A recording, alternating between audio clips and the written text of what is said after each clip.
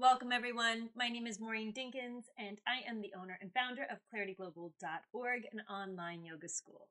So, today we will be talking about Ayurveda and keeping your body in balance using Ayurveda and knowing and understanding what a dosha is and how to heal the body through food and just learning about the different elements of earth and how they work with your body. Ayurveda has a bigger scope than just diet, but today this is what we will be focusing on. So let's get started. And first, I'd like to introduce myself. My name is Maureen Dinkins. I am the owner of Clarity Global Yoga Online Yoga School. I am also a 500-hour educational registered yoga teacher. I'm an authorized Ashtanga Yoga teacher, a meditation guide, and teacher trainer. And in Ayurveda, I am an Eating for Your Dosha consultant and a travel guide for yoga in India, where students, serious yoga students, travel with me to India to learn yoga from the source. So let's get into it, shall we?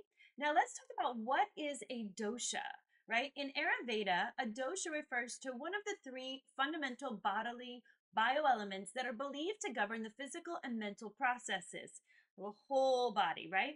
The three doshas are Vata, Pitta, and Kapha, and each dosha is composed of two of the five basic elements: earth, water, fire, air, and ether, and has its own unique characteristics and functions within the body.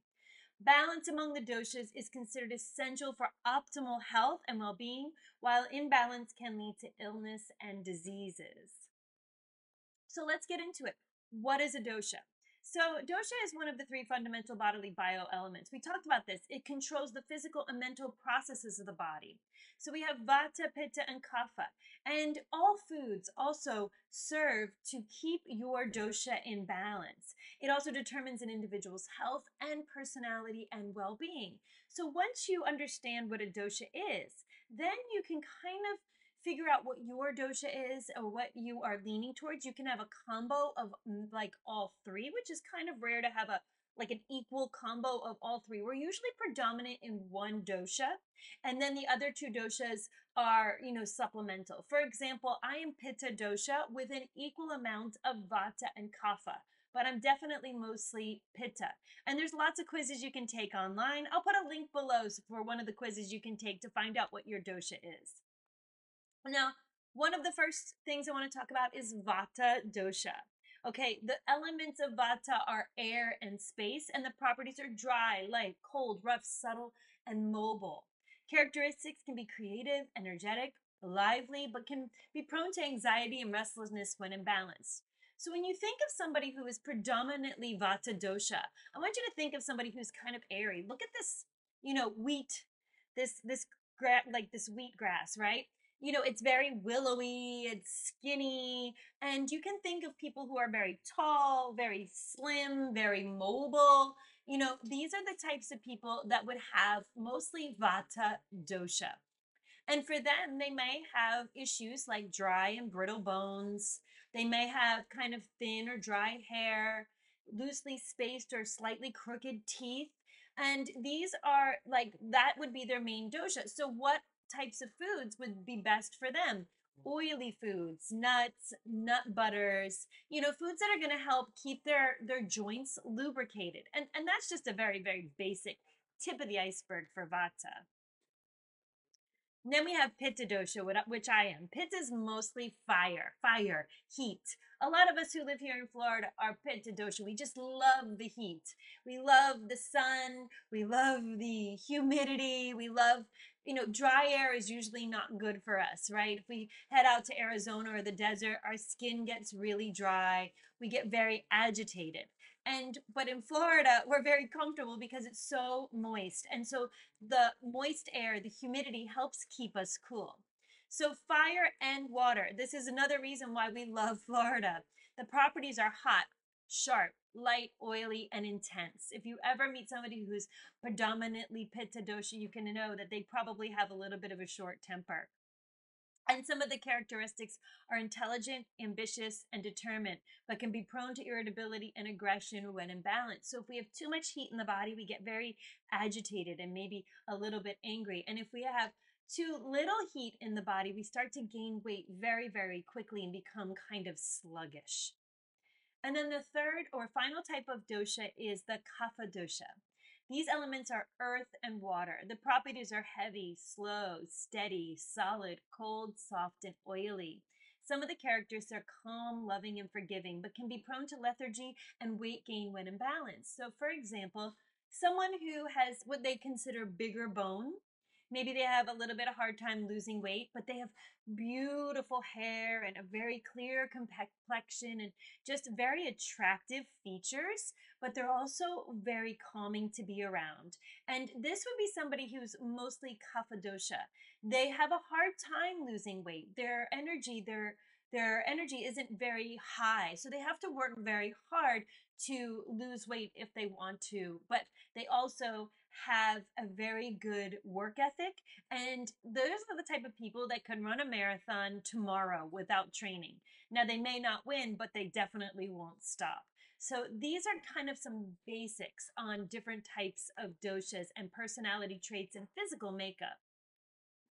So of these three doshas, how do you know which one you are? Well, there's some quizzes you can take, and there's different times of life when we have different, the different doshas show up. So for example, when we are a child, a little baby, oftentimes that's considered the kapha stage of life, right? The little baby rolls, the fat, we drink a lot of milk or breast milk, and those like that chunky time. And all the way through for about 5 or 6 years old, you're still in that kapha stage where you need a lot of calories, a lot of heavy oils and, fatty type foods to grow. Sweet foods like bananas and fruits and thick, heavy kind of foods that are going to help us grow and stay sturdy. Then when we get to our 20s, we start to get a little bit more fire, right? We become more independent. We start going out. We start, trying new things. And that's a little bit of a pitta time in our lives, our adult life, late teens, early adult.